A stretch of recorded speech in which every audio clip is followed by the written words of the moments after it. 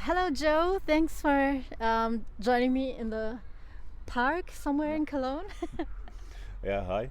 Hi. So, I have a few questions. Um, yeah, your career is now for about how many years? I guess 25-ish in total. Yeah, I think 1996 started, so the end of 96. So yeah, about 25 years now. But since 2005 or 6, like professionally or full time. Okay, so what was better when you were about 20 something than now? I could sleep a little bit more there before I had children. That definitely. Recovery from training was a little bit easier. I definitely noticed the last few years sleeping a lot less and training just as much. That took a little bit longer to recover from the falls and things like that than it used to do. That was definitely a lot nicer back then. Is it more because of your kids or because of your age? Well, I'm going to blame the children, and then we'll see. Like I don't know, but maybe a little bit of both. But yeah, I'm going to blame the kids. Okay, so and what is now better than when you were young? I think the experience as well, like being able to look back on experiences, like you're not so. I think that's generally a life thing, not necessarily just a basketball thing. That you're able to look back on experiences that you've made, like things that have gone well or mistakes that you've made, and work with those, and you go into like new situations not quite so nervous. I think like at some point, if you use a basketball example, I've played that many games over the years that kind of irrelevant of what stage the game is on, whether it's a league game or Tokyo or whatever it happens to be. It's still just a basketball game, you know. And I think that's something that you can't teach. You just need to go through that experience. So that was definitely something like towards the end of my career, I found a lot better. Do you think players or young players now are more privileged than you were when you were like young? Yeah, I would say so, but I don't think that's necessarily a negative thing either. I think there is definitely some advantages. I feel like my I can only speak for my generation in Britain, and we had a good balance in that we had some really tough older guys that we had to compete with, sort of really hard nosed and aggressive. But we also had the support of funding, you know, like the amount of countries, if you go back 10, 12 years, who had full time funding so that we didn't need to work, we could just concentrate on basketball. Like that was a real yeah, a real advantage that we had. On the other hand, there was some downsides to that. I don't know how we were maybe sort of coached or how things went, and I think the young guys with the professional leagues now and the opportunities, so many of the younger players, particularly the British guys that I see who are playing all over the world now, and guys who in my generation, like the 19, 20-year-old guys, you didn't go abroad, like you were still in the English league at that point. So they have privileges, but the word privilege has got a bit of a negative connotation, I think, and I don't find that. Is they have some advantages for sure over the older generations, but I think we had some advantages over them and as well in the I don't know having to develop a little bit of resilience against some of the older guys and stuff like that. So I think it all balances out in the end. Okay. Who's the greatest talent you have ever played with? With with is a difficult one, and I think if you Okay, just so in general. yeah, I think no, maybe the word that's difficult isn't with, but the most difficult bit of that is how you define talent. I think if you look at somebody like, so I'll just use GB players as an example. Terry Bywater is maybe one of the most talented players that I've ever played with, in that he had an ability to turn up in big moments, regardless of how much he'd played before, how much or how little he'd played. If there was a big moment, or I know in tournaments where he maybe hadn't performed in the pre-rounds, but you know in a quarter-final or a semi-final, Terry was going to have the game of his life. But I think on technical ability and reading of the game, Gaz Chowdhury was definitely more talented than Terry there, and his overview of the game, we've all seen like his coaching in Tokyo and what he managed to pull off there, for example. But or you could compare them to someone like Simon Brown, who clearly can't shoot the ball like Gaz and Terry can, but the way he can read the game as a low pointer and create for other people, and his defensive role that he plays in his reads and his anticipation is another kind of talent. So I think it's avoiding answering a little bit, but it's there's been a lot of talented guys over the years, and or if you look at guys like Mikey Pay in Lahn-dill and the ability he had to just take control of games, or someone like Tommy Boma as well, just with his ambidextrous sort of nature and his ability to score. Yeah, all great guys I know and I love to watch. So who's the next generation of talented player you see coming, who's not really focused that much right now? It really pains me to say it, but probably Thomas from here in Cologne is one of the most talented. Like, when he decides that he wants to start working a little bit harder, and like I think that'll come with time. Like, his potential is crazy. Like, he is, like, I don't see that much of the junior programs that are going on generally. Like, the last few years, like, I used to watch loads of video and loads of different teams and stuff that had nothing to do with me, but as family life has got more and more involving, my focus is kind of narrowed on just my role and my job and my teams and things. But of the juniors that I've seen around, he's got a special talent. If he decides he wants to develop it and go to the next level, like, he could be something special. Oh, I love it that you say it, because I watch a lot of him too, because I've seen it privates and at trainings, and I really think he's amazing, but he's not really in focus. No, not yet. I think after this season he definitely is a little bit more. I know he had the opportunity to go to Spain last year already.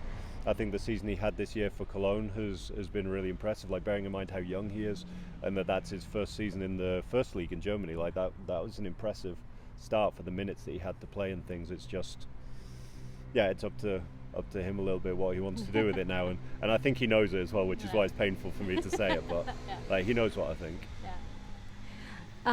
You're the only scorer who once has beaten Dirk Pasivan as the best scorer of the German league. How was it at the moment when you beat him?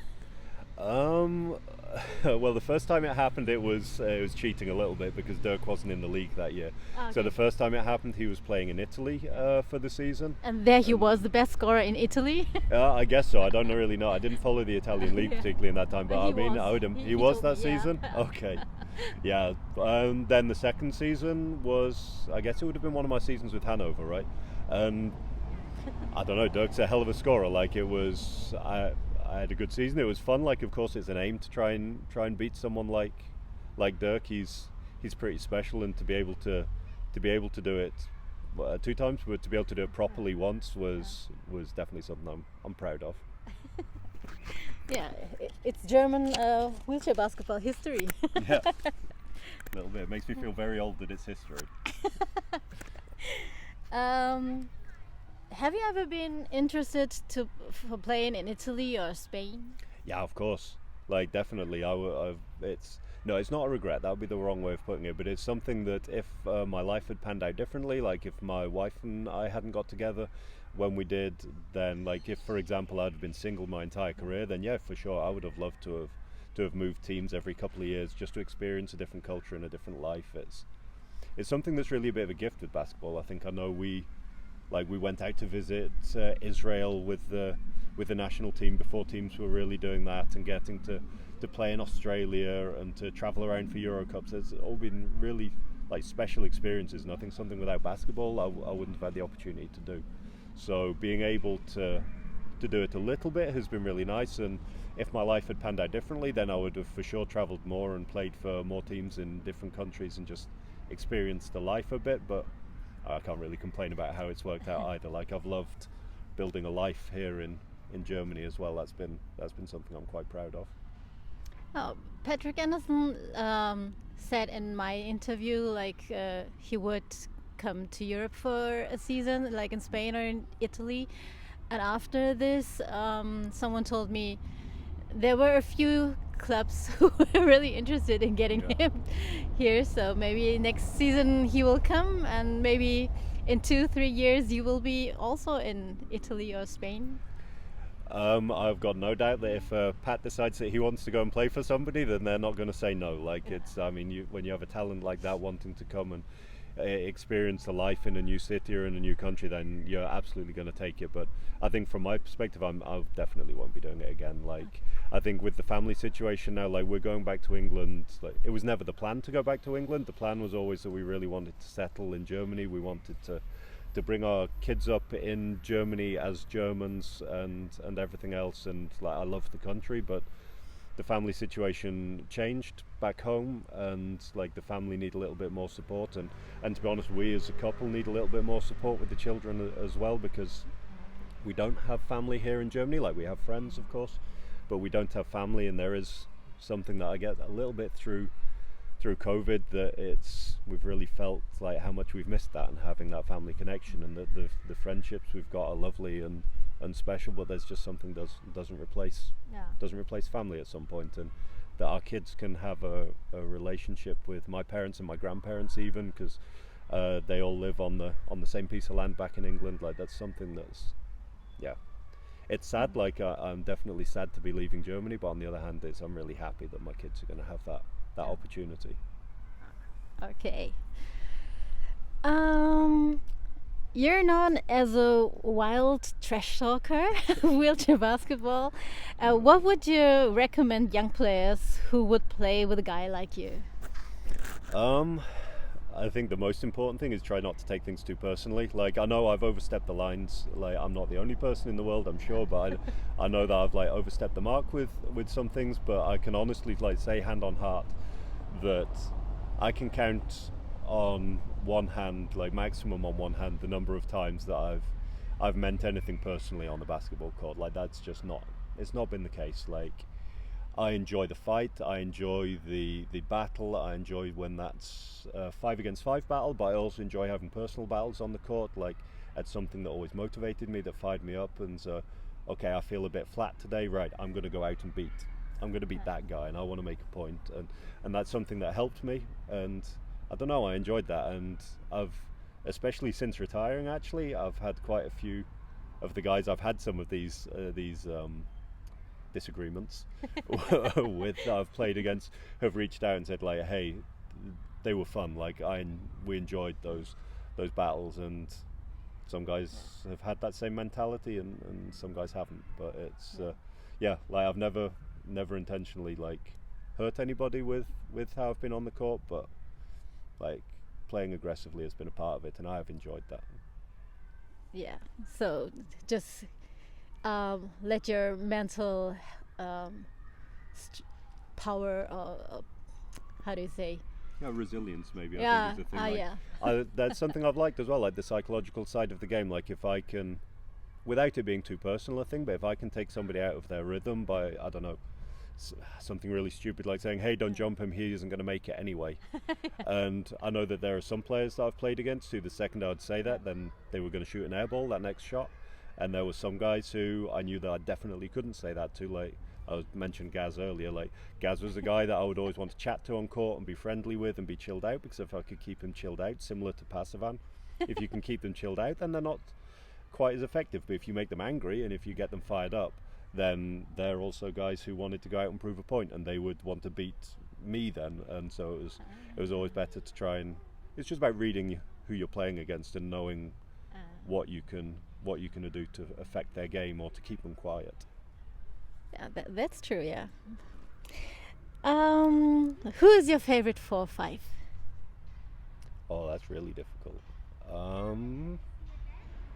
I have to say, like, he's a guy I competed against a little bit towards the end of my career with GB, but I really like watching Lee Manning play. Like, I don't really understand how someone who is just so big and gentle and kind of clumsy giant in real life, like away from basketball, can be so smooth and fluid on a basketball court. Like, it somehow doesn't work. Like, I don't know, it doesn't compute for me, but the way he can, like, it's not really conventional how he plays, I don't think, especially being a lefty. Maybe that adds to it, and that there aren't many guys who are really just dominant centers, like a traditional real center as a 4-5 anymore. And I kind of like that he's a little bit of a throwback in that, and I mean that in a positive sense, that he's a genuine center, but his chess skills are something that are a step above that traditional center. He's a little bit of a mix of the two, and he's someone I really enjoy watching. Whoa, didn't expect, but I also love watching Lee Manning, so absolutely understand it. Um, so, do you have something on your mind that you want to put out in to the universe, like Patrick Anderson said? Um, I don't know. Like, I'm kind of sad that the career is over. Like, and I definitely I'd like to say thank you to Germany. Like, Germany has been my home for a very long time now, and I've felt really at home here. There've been some tough bits of it. There have been some times where I, haven't always been happy, but I think that's a life. Like, it's been 10 years. Like, there's very few people can say they've had 10 years where everything has gone perfectly and smoothly and everything else.